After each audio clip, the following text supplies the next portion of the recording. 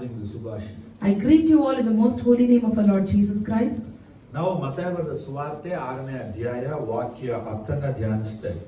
We are meditating from Matthew chapter 6 verse 10. ನಾವು ಧ್ಯಾನ ಮಾಡಿದಂತ ಕಳೆದ ವಾರ ನಿನ್ನ ರಾಜ್ಯವು ಬರಲಿ.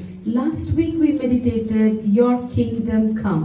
ನಿನ್ನ ರಾಜ್ಯವು ಬರಲಿ ಅನ್ನುವಂತ ಸ್ವಲ್ಪ ವಿಷಯಗಳನ್ನ ನಾವು ಧ್ಯಾನಿಸಿದ್ವಿ. From the topic of your kingdom come, in that we meditated few things. ನೋಡಿ, ನಿನ್ನ ರಾಜ್ಯವು ಬರಲಿ ಇವತ್ತು ಸಹ ಧ್ಯಾನಿಸಕ್ಕಾಗಿದೆ. Even today we will be continuing with the same topic, let your kingdom come. ನಿನ್ನ ರಾಜ್ಯ ಬರಲಿ ಅಂತ ಯೇಸು ಸ್ವಾಮಿ ಪ್ರಾರ್ಥನೆ ಮಾಡುವ ಹಾಗೆ ನಮಗೆ ಹೇಳಿಕೊಡು. As Jesus taught us this word, your kingdom come, in the way of prayer. ಈಗ ನಿನ್ನ ರಾಜ್ಯ ಬರಲಿ ಅಂತ ಹೇಳುವಾಗ ದೇವರ ರಾಜ್ಯ ಭೂಮಿಗೆ ಬರುವುದಕ್ಕಾಗಿ ನಾವು ಪ್ರಾರ್ಥಿಸಬೇಕು. Your kingdom come means we need to pray for the kingdom of God to be established in the earth. ಇಲ್ಲಿ ಬಂದು ತಂದೆಯಾದ ದೇವರು ತನ್ನ ರಾಜ್ಯವನ್ನ ತನ್ನ ಸಿಂಹಾಸನವನ್ನ ಸ್ಥಿರಪಡಿಸೋದಿಲ್ಲ. Father God would not come here and establish his throne or his kingdom. ನಿನ್ನ ರಾಜ್ಯ ಬರಲಿ ಅನ್ನುವಾಗ ಯೇಸು ಸ್ವಾಮಿ ನಮಗೆ ಹೇಳ್ಕೊಡ್ತಾ ಇದ್ದಾರೆ. Your kingdom comes means Jesus is teaching us. ಆತನು ಈ ಭೂಮಿಯಲ್ಲಿ ಬಂದು ರಾಜ್ಯವನ್ನ ಮಾಡುವುದಕ್ಕಾಗಿ ನೀವು ಪ್ರಾರ್ಥಿಸಿ ಎಂಬುದಾಗಿ ಹೇಳ್ತಾ ಇದ್ದಾರೆ. He is insisting us for him to come in this world and rule over or to establish his kingdom in our prayer. ನೋಡಿ, ಆದಿಸಭೆ ವಿಶ್ವಾಸಿಗಳು ಕರ್ತನ ಬರುವಿಕೆಗಾಗಿ ಕಾದಿದ್ರು. The early church believers waited for the coming of the Lord. ಯೇಸುವಿನ ಬರುವಿಕೆ ಆಗಲೇ ಆಗುತ್ತೆ, ಸಂಭವಿಸುತ್ತೆ ಎಂಬುದಾಗಿ ಅವರಿಗೆ ನಂಬಿಕೆ ಇತ್ತು. They had their belief thinking that the coming of the Lord would happen at that time. ಆದರೆ ಈ ಅಪೊಸ್ತಲಿಕ್ ಅಥವಾ ವಿಶ್ವಾಸಿಗಳ ಚರಿತ್ರೆ ನೋಡುವಾಗ ನಾವು, But if you see about the apostolic or the believers' history, ಇವರು ಈ ವಾಕ್ಯಗಳನ್ನ ಇಟ್ಟು ಪ್ರಾರ್ಥನೆ ಮಾಡಿಲ್ಲ ಎಂಬುದಾಗಿ ಹೇಳಲ್ಪಟ್ಟಿದೆ. the word says that they have not prayed according to these words. ಈಗ ನಾವು ನಿನ್ನ ರಾಜ್ಯ ಬರಲಿ ಎಂಬುದಾಗಿ ಪ್ರಾರ್ಥನೆ ಮಾಡಕ್ ತೊಡಗಿದ್ರೆ, If we start praying, let your kingdom come, ದೇವರ ರಾಜ್ಯ ಈ ಭೂಮಿಗೆ ಬರುವುದಕ್ಕಾಗಿ ಇದೆ. the kingdom of God would come to this earth. ಇದು ಮಾತ್ರವಲ್ಲದೆ ಇಲ್ಲಿ ಆತನ ರಾಜ್ಯ ಖಂಡಿತವಾಗಿ ಬಂದೇ ಬರುತ್ತೆ. Not only that, his kingdom will come over here for sure. Amen, hallelujah. Amen, hallelujah. ಇವತ್ತು ನಾವು ಎರಡು ವಿಷಯಗಳನ್ನ ತಿಳ್ಕೋಬೇಕಾಗಿದೆ. So today we have to know two things. ಯಾಕಂದ್ರೆ ಯೇಸು ಕ್ರಿಸ್ತನು ಹೇಳ್ತಾ ಇದ್ದಾನೆ, ನನ್ನ ರಾಜ್ಯ ಈ ಭೂಮಿಗೆ ಬರುವುದಕ್ಕಾಗಿ ಪ್ರಾರ್ಥಿಸಿ ಅಂತ ಹೇಳ್ಕೊಡಿ. Because Jesus Christ taught us saying this, your kingdom should come in this earth, pray for it. ಹಾಗಾದ್ರೆ ನಾವು ಯೇಸುವಿನ ರಾಜ್ಯ ಭೂಮಿ ಬರುವುದಕ್ಕಾಗಿ ಪ್ರಾರ್ಥಿಸ್ತಾ ಇದೀವಾ? So are we praying for his kingdom to be established in this earth? ಇಲ್ಲ. No. ನಮ್ ಕಷ್ಟ, ನಮ್ ನೋವು, ನಮ್ ಬಾಧೆ, ನಮ್ ಸಮಸ್ಯೆಗಳಿಗಾಗಿನೇ ನಾವು ಪ್ರಾರ್ಥಿಸ್ತಾ ಇದೀವಿ. We are still praying for our troubles, for our pain, for our sufferings, that's it. ದೇವರ ರಾಜ್ಯ ಬರಲಿ ಅಂತ ನಾವು ಪ್ರಾರ್ಥಿಸ್ತಾ ಇಲ್ಲ. But we are not praying for his kingdom to be established. ದೇವರ ರಾಜ್ಯ ಅಂದ್ರೆ ಏನು ಗೊತ್ತಾ? You know what is the kingdom of God means? ಸೈತಾನ ಈ ಭೂಮಿಯಿಂದ ಪಾತಾಳಕ್ಕೆ ದೊಬ್ಬಲ್ಪಡ್ತಾನೆ. Satan will be pushed from this earth to the abyss. ಪಾಪವು ಈ ಭೂಮಿಯಿಂದ ತಳ್ಳಲ್ಪಡುತ್ತೆ. Sin will be pushed down from this earth. ಈ ಒಂದು ದುಃಖವು ಭೂಮಿನ ಬಿಟ್ಟು ಪಾತಾಳಕ್ಕೆ ಹೋಗುತ್ತೆ. And this sorrow would leave the earth and go to hell. ಅದೇ ಯೇಸು ಕ್ರಿಸ್ತನ ರಾಜ್ಯ ಅಂತ ಹೇಳಲ್ಪಡುತ್ತೆ. That is called as the kingdom of Jesus Christ. ಲೋಕದಲ್ಲಿ ಸೈತಾನ ಇರೋದರಿಂದ, As Satan is in this world, ಪಾಪ ಇರೋದರಿಂದ, as sin exists in the world, ಇರುವುದರಿಂದ, as sorrow exists in the world, ಒಂದಲ್ಲ ಒಂದು ರೀತಿ ಒಂದಲ್ಲ ಒಂದು ಕಡೆಗಳಿಂದ ನಾವು ಬಾಧೆಯನ್ನ, ನೋವನ್ನ, ಹಿಂಸೆಯನ್ನ ಅನುಭವಿಸ್ತಾ ಇದ್ದೀವಿ. in one or the other way we are suffering with trials, pains and disease. ಆದ್ರೆ ಒಂದು ದಿನ ಕ್ರಿಸ್ತನ ರಾಜ್ಯ ಭೂಮಿ ಬರುತ್ತೆ. But one day the kingdom of Christ would come to this earth. ಭೂಮಿಯಲ್ಲಿ ಇದ್ದಾಗ ಭೂಮಿಯಲ್ಲಿ ಸೈತಾನ ಇರೋದು. And when he comes to this earth, Satan will not be there in the earth. ಜಗತ್ತಲ್ಲಿ ಪಾಪವೇ ಇಲ್ಲದ ದಿವಸಗಳು ಬರುತ್ತೆ. And in this earth the days would come where sin does not exist. ಹಾಗಾದ್ರೆ ಪಾಪ ಇಲ್ಲ ಅಂದ್ರೆ, So if sin doesn't exist, ರೋಗ ಇಲ್ಲ. there's no sickness. ರೋಗ ಇಲ್ಲ. If there's no sickness, ದುಃಖ ಇಲ್ಲ. there's no sorrow. ದುಃಖ ಇಲ್ಲ. If there's no sorrow, ಸಮಸ್ಯೆ ಇಲ್ಲ. there's no problems. ಕಾರಣ ಏನು ಗೊತ್ತಾ? You know what's the reason Yesu is? ಕ್ರಿಸ್ತನು ತಾನೇ ಈ ಭೂಮಿಯಲ್ಲಿ ರಾಜ್ಯಗಳನ್ನ ಮಾಡ್ತಾನೆ. Because Jesus Christ himself would rule over this nation. ನಾ ಹಿಂದೆ ಹೇಳಿದ ಹಾಗೆ As I said earlier, ಮೊದಲು ಈ ಪ್ರಪಂಚವನ್ನ ಐಗುಪ್ತರು ಆಳಿದರು. earlier the world was ruled by the Egyptians. ಅನಂತರ ಅಶ್ಶೂರ್ಯರು ಪ್ರಪಂಚವನ್ನ ಆಳಿದರು. Then it was ruled by the Assyrians. ಬ್ಯಾಬಿಲೋನ್ಯರು ಈ ಪ್ರಪಂಚವನ್ನ ಆಳಿದರು. Then Babylonians started ruling the world.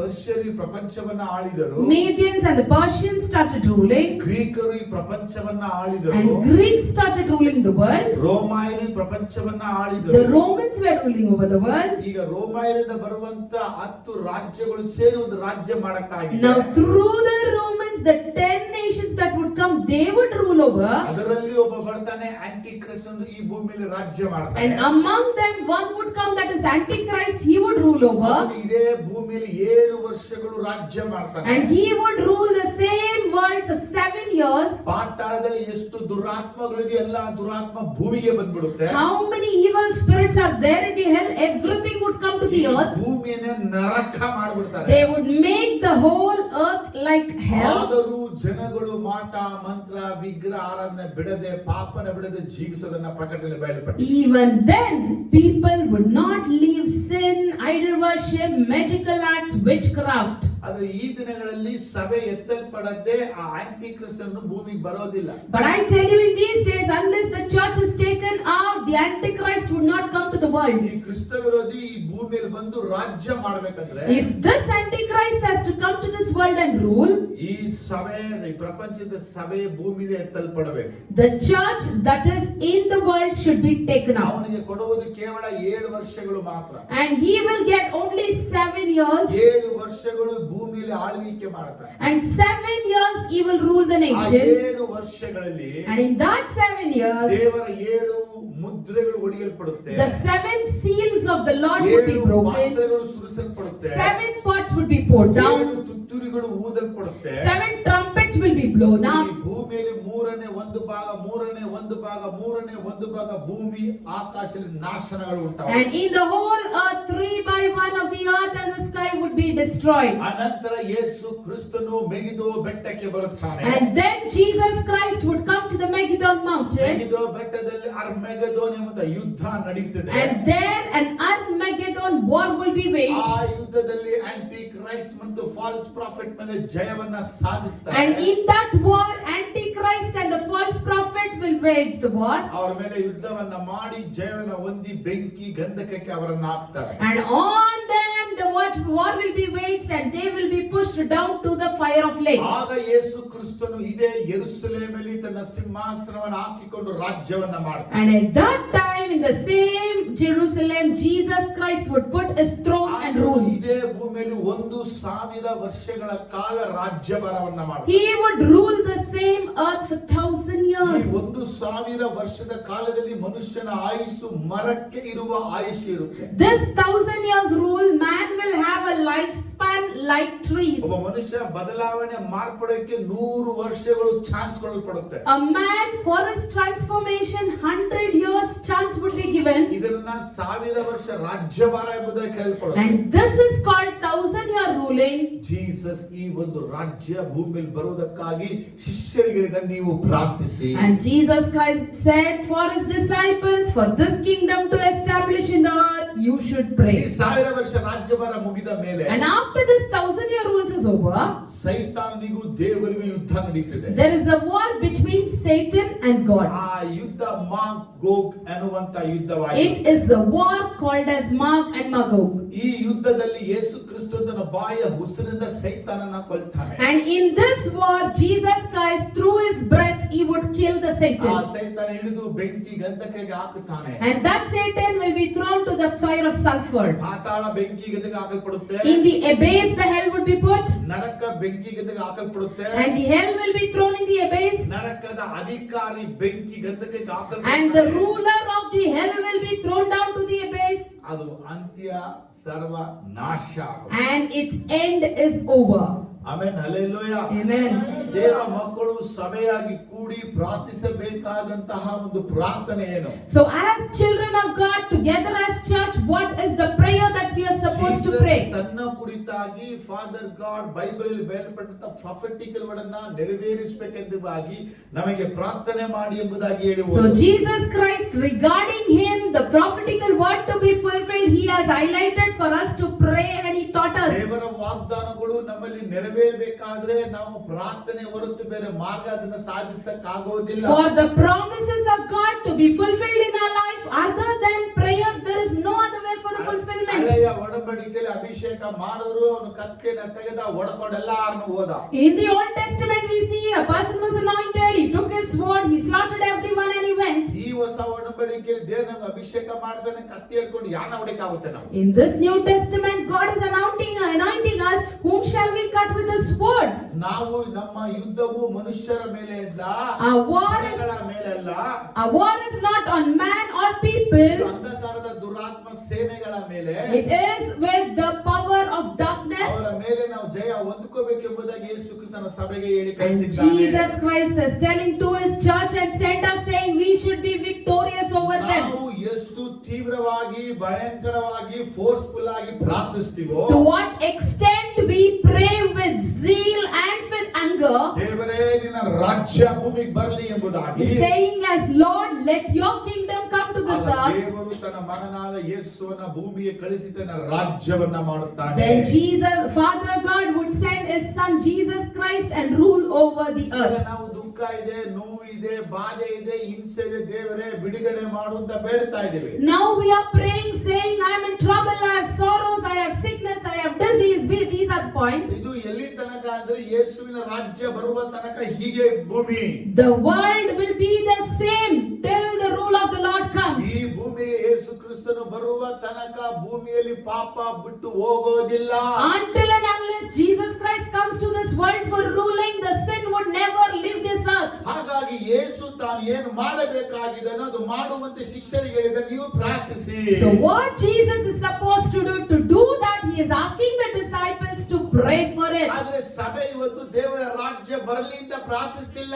But church is not praying for his kingdom to be established. ಇವತ್ತು ಇವರ ಆಸೆಗಳು, ಆಕಾಂಕ್ಷೆಗಳು, ಬಯಕೆಗಳು, ಇಷ್ಟಗಳಿಗಾಗಿ ಪ್ರಾರ್ಥನೆ And ಉಪಯೋಗಿಸಿಕೊಂಡಿದ್ದಾರೆ. they are using this prayer just to fulfill their desire, their wishes, their needs. ಪ್ರಾರ್ಥನೆ ಒಂದು ಭಾಗ ನಮ್ಮ ಆಸೆಗಳನ್ನು ಈಡೇರಿಸುವಂತದ್ದಾಗಿದ್ರು One part of the prayer may be to fulfill our wishes and ಆದರೆ desires. ಪ್ರಾರ್ಥನೆ ಅನ್ನುವುದು ದೇವರ ಚಿತ್ತ ಬರುವುದಕ್ಕಾಗಿ ಮಾಡಬೇಕೆಂಬುದಾಗಿ ಯೇಸು ನಮಗೆ But ಹೇಳಿಕೊಟ್ಟಿದ್ದಾರೆ. Jesus Christ has taught us, saying we are supposed to pray for the kingdom of God to be established in this earth. Amen hallelujah. Amen. Hallelujah. ನಾವು ಎರಡು ಮುಖ್ಯ ವಿಷಯಗಳನ್ನ ತಿಳ್ಕೋಬೇಕು. See, today we have to know two important things. ಯಾಕಂದ್ರೆ ಲೂಕ ಬರೆದ ಸುವಾರ್ತೆ 1ನೇ ಅಧ್ಯಾಯ 32ನೇ ವಾಕ್ಯ ಮತ್ತೆ 33 ಓದುವಾಗ, If you turn your scripture to Luke chapter 1 verse 32 and 33, ಅಲ್ಲಿ ಹೀಗೆ ಬರೆಯಲ್ಪಟ್ಟಿದೆ, it is written so, he will be great and will come and will be called the Son of Most High.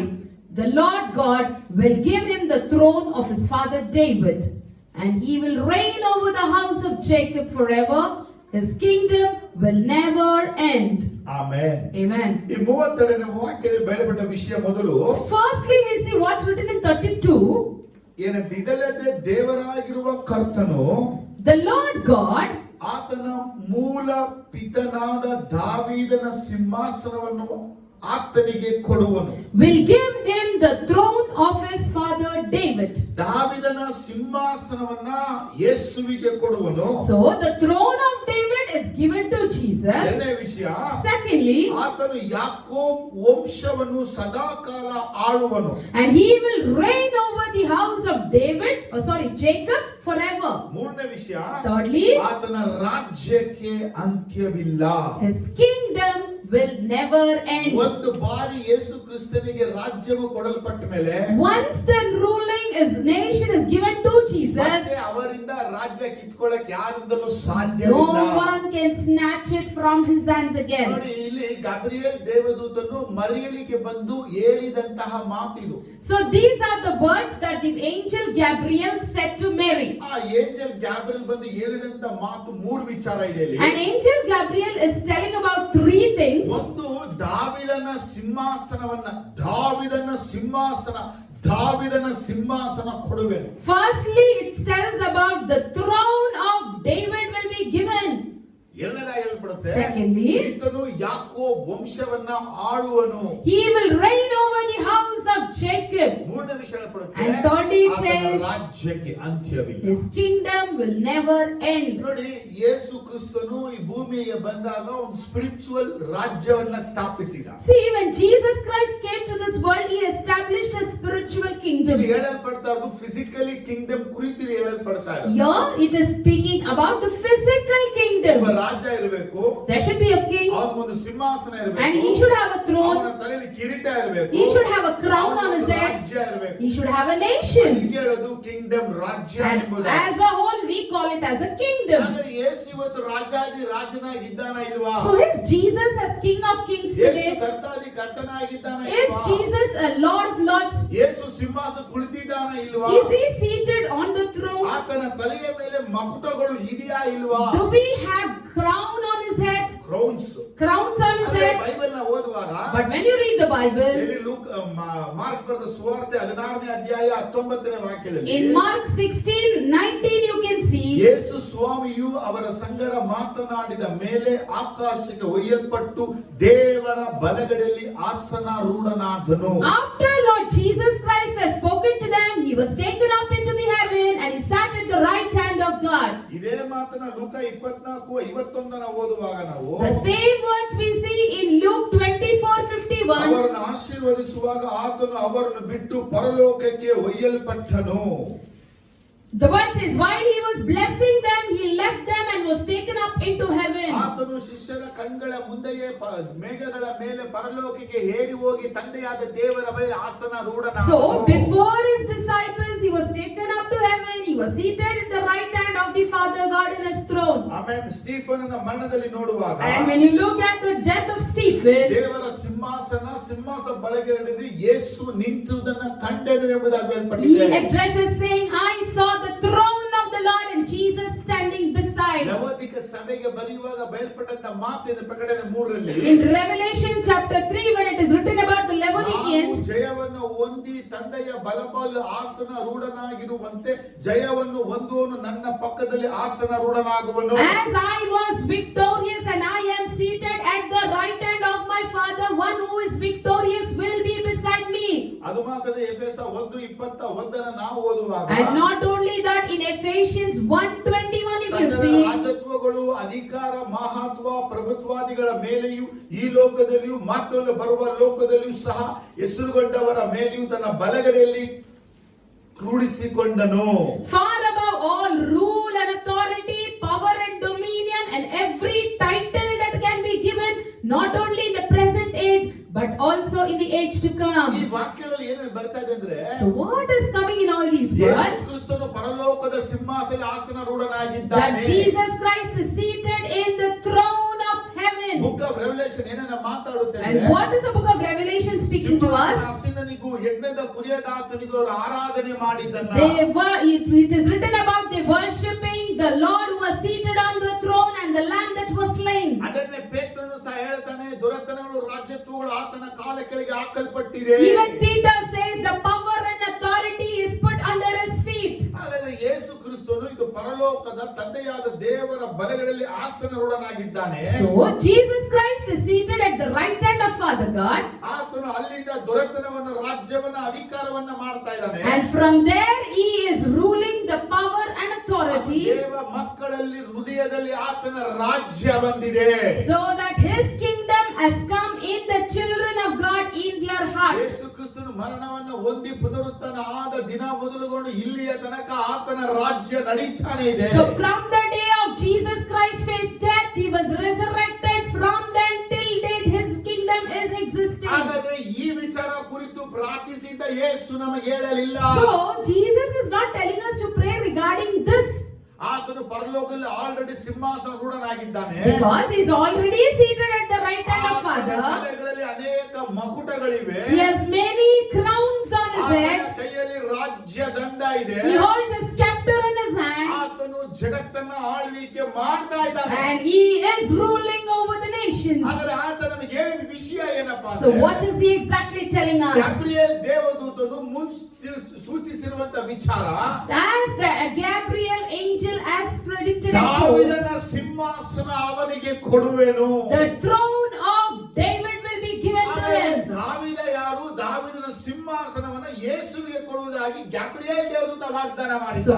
who is David? And Gabriel angel is telling his throne to be given to Jesus Christ. Amen, hallelujah. Amen, hallelujah. ಲೂಕನ ಸುವಾರ್ತೆ 3ನೇ ಅಧ್ಯಾಯ 23ರಿಂದ 38 ವಾಕ್ಯ ಓದುವಾಗ, Turn Luke chapter 3 verse 3 to 38 ಓದುವಾಗ, from 23 to 38 if you read. ಯೋಸೇಫನ ಒಂದು geology ವಂಶಾವಳಿ So ಬಯಲ್ಪಟ್ಟಿದೆ. we see the genealogy of Joseph mentioned. ಇಲ್ಲಿ ಯೋಸೇಫ್ ಯಾವ ಕುಲದಿಂದ ಬರ್ತಾನೆ ಅಂತ ಕೇಳಿದ್ರೆ, So if you see from which tribe he comes, ದಾವೀದನ ಮಗನಾದ ನಾತಾನನಿಂದ ಬರುವಂತವನು. he comes from Nathan, the son of David. 31ನೇ ವಾಕ್ಯದಲ್ಲಿ ನೋಡಬಹುದು ನೀವು. We can see that in 31 verse. ಮತ್ತಾಯ ಬರೆದ ಸುವಾರ್ತೆ 1ರಿಂದ 17 ವಾಕ್ಯ ಓದುವಾಗ, Matthew chapter 1 to 17 if you ಇದು read. ಮರಿಯಳ ವಂಶಾವಳಿ.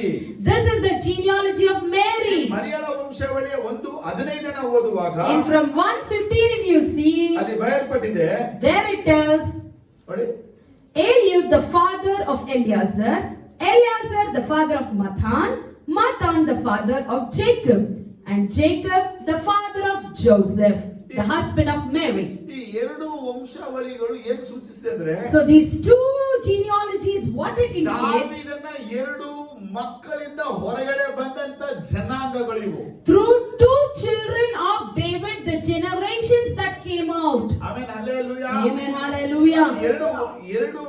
ಎರಡು ಒಂದು ವಂಶಾವಳಿ ಏನು ಸೂಚಿಸುತ್ತೆ ಅಂದ್ರೆ, So the two genealogies indicates us, ಒಂದು ಯೋಸೇಫನ ದಾವೀದ ವಂಶದವನು, firstly Joseph belongs to David ಮರಿಯಳು tribe. ದಾವೀದ ವಂಶದವಳು. Similarly Mary belongs to David tribe. ಇವರಿಬ್ಬರು ರಾಯಲ್ ಫ್ಯಾಮಿಲಿಯಿಂದಲೇ ಬಂದಂತವರು. So both have come from a royal family. So ಇವರಿಬ್ಬರಿಂದಲೇ ಯೇಸು ಕ್ರಿಸ್ತನು ಈ ಜಗತ್ತಿಗೆ ಬಂದರು. So through them Jesus Christ came to this world. Amen, hallelujah. Amen, hallelujah. ಒಂದು ಆತನು ದಾವೀದನ ಸಿಂಹಾಸನ ಕುಳಿತುಕೊಳ್ಳಬೇಕಾದ್ರೆ, So firstly if he has to sit on the throne of David, ಆತನು ದಾವೀದನ ವಂಶ ಕುಲದಿಂದಲೇ ಬರಬೇಕು. he must and should come from the tribe of David. Genealogy of David.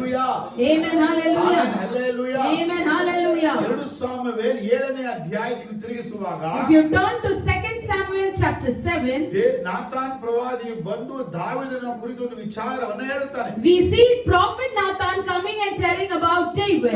7ನೇ ಅಧ್ಯಾಯ 12ನೇ ವಾಕ್ಯದಲ್ಲಿ ನೋಡುವಾಗ, In chapter 7 verse 12 we can see that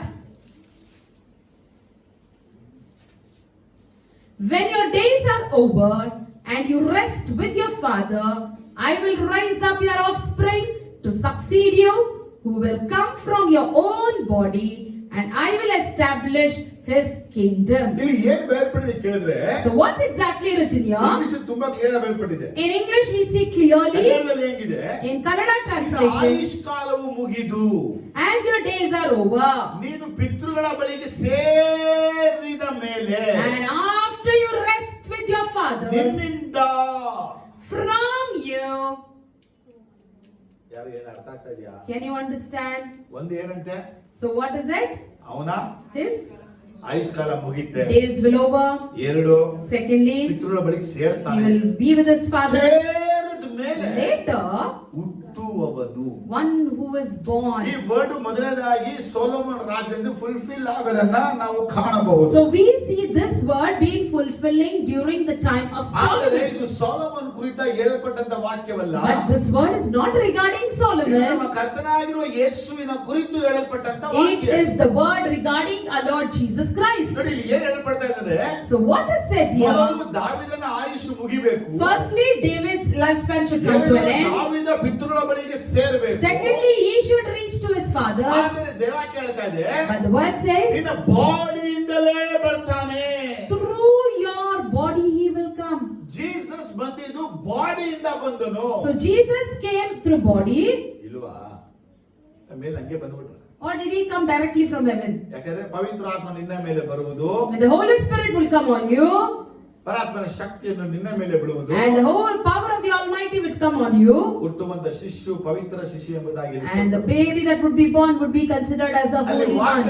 ದಾವಿದನ the body of David ಅಂತ ಹೇಳ್ಪಟ್ಟರು. So the word says the body of David. David body ಇಂದ word ತಗೊಳ್ಳುವಾಗ When you take this word, the body of David, ಅದು ದಾವಿದನ ವಂಶಾವಳಿ, that is the genealogy of David. ದಾವಿದನಿಗೆ ಹುಟ್ಟಿದ ಅನೇಕ ಮಕ್ಕಳುಗಳು There's so many children of ಆ David, ಮಕ್ಕಳಲ್ಲೇ ಬರುವಂತವರಲ್ಲಿ and one among them that would come is, ಯೇಸು ಕ್ರಿಸ್ತನು ಹುಟ್ಟಿ ಬರುತ್ತಾನೆ. and in through them Jesus Christ would be ಆದರೆ born. ಇಲ್ಲಿ ಹೇಳ್ಪಟ್ಟಿದ್ದು ಏನಂದ್ರೆ, But what's said over here is, ದಾವಿದನು ಮರಣವನ್ನ ಹೊಂದಬೇಕು, David should face death, ಅವನ ಆಯುಷ್ ಮುಗಿಬೇಕು. his days should be over. Solomon ರಾಜನಾಗಿದೆ ಯಾವಾಗ?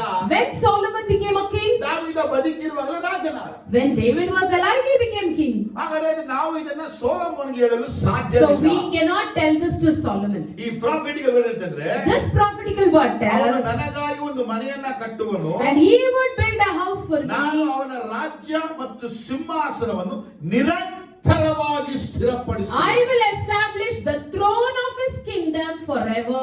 ಇಂಗ್ಲಿಷ್ ಅಲ್ಲಿ ಹೆಂಗ್ ಬರುತ್ತೆ ಅಂದ್ರೆ, So in English it ಅವನ says, ರಾಜ್ಯ, his ಅವನ throne, his ಸಿಂಹಾಸನ, kingdom, ಅವನ ಕಿರೀಟ, his crown, ನಾನು ನಿರಂತರ I will ಸ್ಥಿರಪಡಿಸುವೆನು. establish it forever. ಆದ್ರೆ ಸೊಲೊಮೋನನ ರಾಜ್ಯವು ಸ್ಥಿರವಾಗಿತ್ತು ಹೇಳಕ್ಕಾಗಲಿಲ್ಲ. But Solomon's kingdom was establishing forever, we ಅವನ cannot ಕಡೆಯ say. ವಯಸ್ಸಲ್ಲಿ ಅವನಿಗೆ 3 ಶತ್ರುಗಳು ಎದ್ದರು. In his end times we could see 3 enemies rose.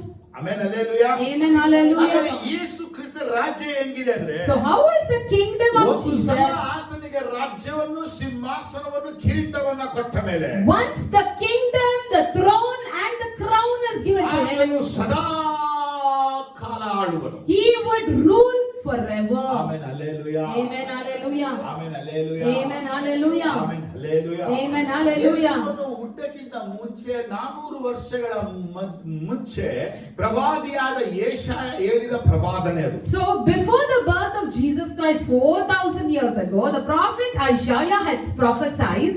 ಅದು 6ನೇ ಅಧ್ಯಾಯ 9ನೇ ವಾಕ್ಯ ಬಯಲ್ಪಟ್ಟಿದೆ. We see that in 6ನೇ ಅಧ್ಯಾಯದಲ್ಲಿ, in the book of 9ನೇ ಅಧ್ಯಾಯ 6ನೇ ವಾಕ್ಯದಲ್ಲಿ, in the book of Excellence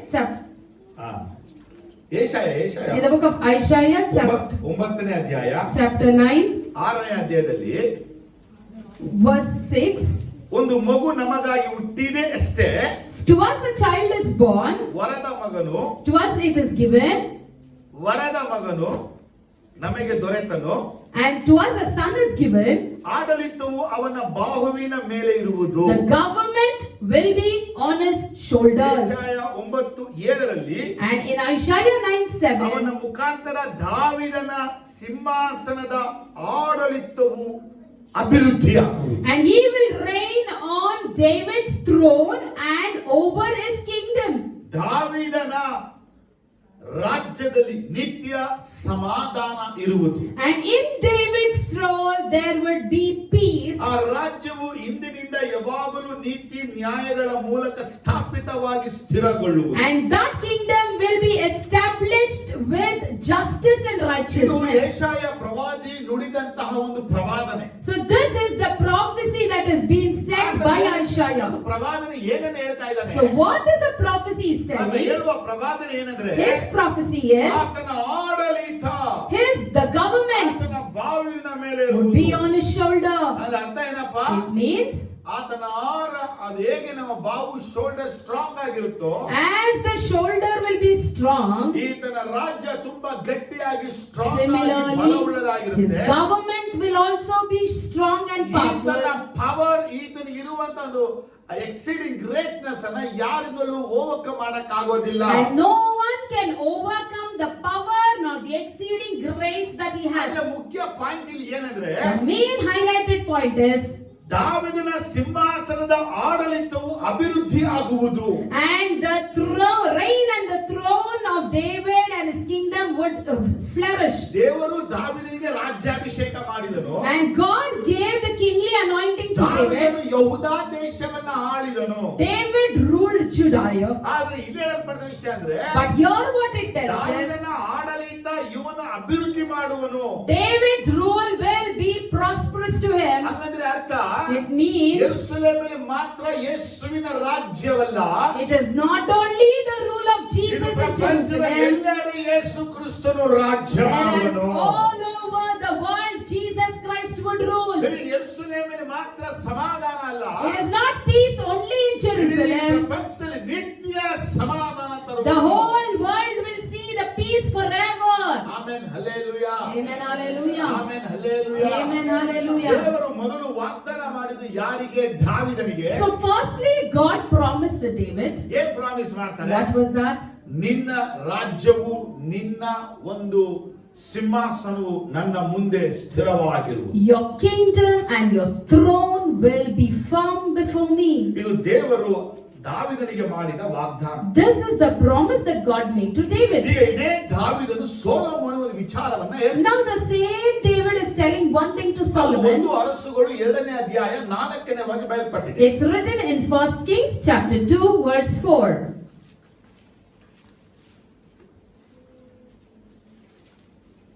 And that the Lord may keep his promise to me, if your descendants watch how they live, and they will walk faithfully before me with all their heart and soul. You will never fail to have a man on the throne of Israel. ಏನು ವಾಕ್ಯ ಪಡೆದೆ ಅಂದ್ರೆ, So what is the word here? ನಿನ್ನ ಸಂತಾನದವರು ನಂಬಿಗಸ್ತರಾಗಿ ಪೂರ್ಣ ಮನಸ್ಸಿನಿಂದಲೂ ಪೂರ್ಣ ಪ್ರಾಣದಿಂದಲೂ ನನಗೆ ನಡೆದುಕೊಳ್ಳುವುದರಲ್ಲಿ ಜಾಗರೂಕರಾಗಿದ್ದರೆ ಅವರು ತಪ್ಪದೆ ಇಸ್ರಾಯೇಲ್ ಸಿಂಹಾಸನದ ಮೇಲೆ ಕೂತುಕೊಳ್ಳುವರು ಎಂಬುದಾಗಿ ತಾನು ನನಗೆ ಮಾಡಿದ ವಾಗ್ದಾನವನ್ನು ಸ್ಥಿರಪಡಿಸುವನು. The Lord may keep his promise to me. If your descendants watch how they live, they walk faithfully before me with all their heart and soul.